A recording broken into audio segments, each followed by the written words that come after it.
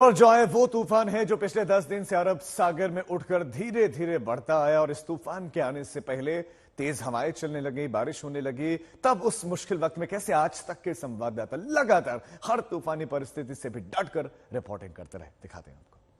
जिस तरीके से चक्रवात कच्छ की ओर आगे बढ़ रहा है, करीब 210 किलोमीटर के डिस्टेंस पर है, जहां जखाऊ का जो पोर्ट है वहां से 210 किलोमीटर का डिस्टेंस है।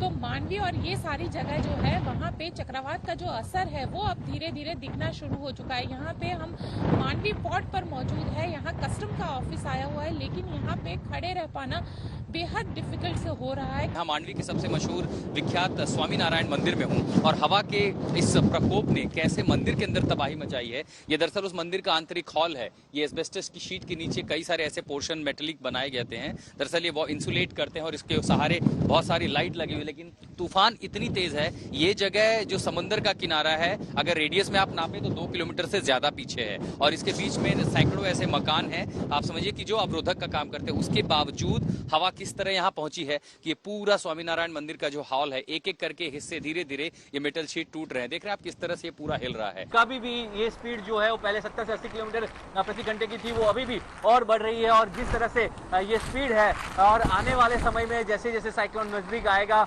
वैसे वैसे स्पीड बढ़ती जाएगी, तो कितना नुकसान होगा, इसकी जो विनाशकता है वो कितनी बढ़ेगी, वो यहाँ से अंदाजा लगाना बहुत ही मुश्किल हो रहा है। क्योंकि जिस प्रकार से ये अभी से ही इसकी असर दिखना शुरू हो गया है, वो आने वाले समय में और असर दिखाएगा। तेज बारिश यहाँ पे शुरू हो चुकी है। हालांकि अब जो लोग हैं बारिश शुरू होने के साथ ही यहाँ से निकलने लगे हैं, लेकिन आप अंदाजा लगा सकते हैं, इसी बात से अंदाजा लगा सकते हैं कि हवा की रफ्तार कितनी तेज है। यहाँ पे जिस तरीके से पेड़ हिल रहे हैं, जिस तरीके से आपको सड़क की ये दृश्य दिखाना चाहूंगी कि यहाँ पे जब आप देखेंगे कि जिस तरीके से तेजी से आपको बारिश जो है वो बिल्कुल तेजी हवा के साथ जाती हुई दिखेगी। यहाँ पे खड़ा रह पाना भी मुश्किल है, हम शहर के बीच में खड़े हुए हैं। तेज हवाओं के कारण जो है यहाँ खड़े रह पाना बहुत ही मुश्किल है।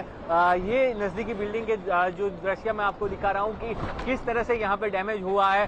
जो तेज हवाएं हैं उनकी वजह से ये जो सारी चीजें वो कैसे डैमेज हुई है। ये सीधा समंदर के सामने का इलाका है जहाँ पे इसी तरह ये जो स्थिति है वो बिगड़ती जा रही है, क्योंकि जो हवा है वो काफी तेज गति से चल रही है।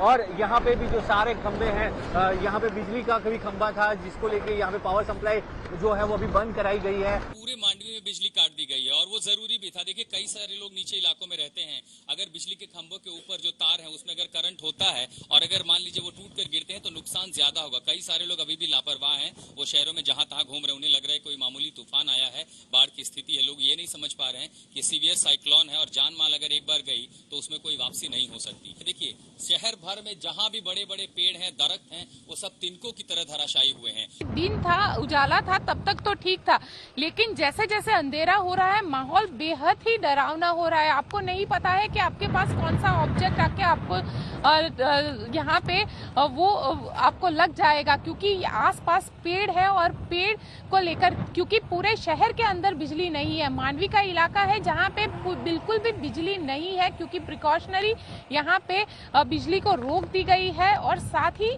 पूरा इलाका है, चाहे वो मांडवी का हो, जखाऊ का हो, नखत्राना का हो, नलिया का हो, लखपत का हो, ये सारे इलाके में बारिश शुरू हो चुकी है, तेज हवाएं चल रही है, कहीं पर भी बिजली नहीं है। तो आज की रात बेहद मुश्किलों भरी रात होगी इस पूरे इलाके के लिए।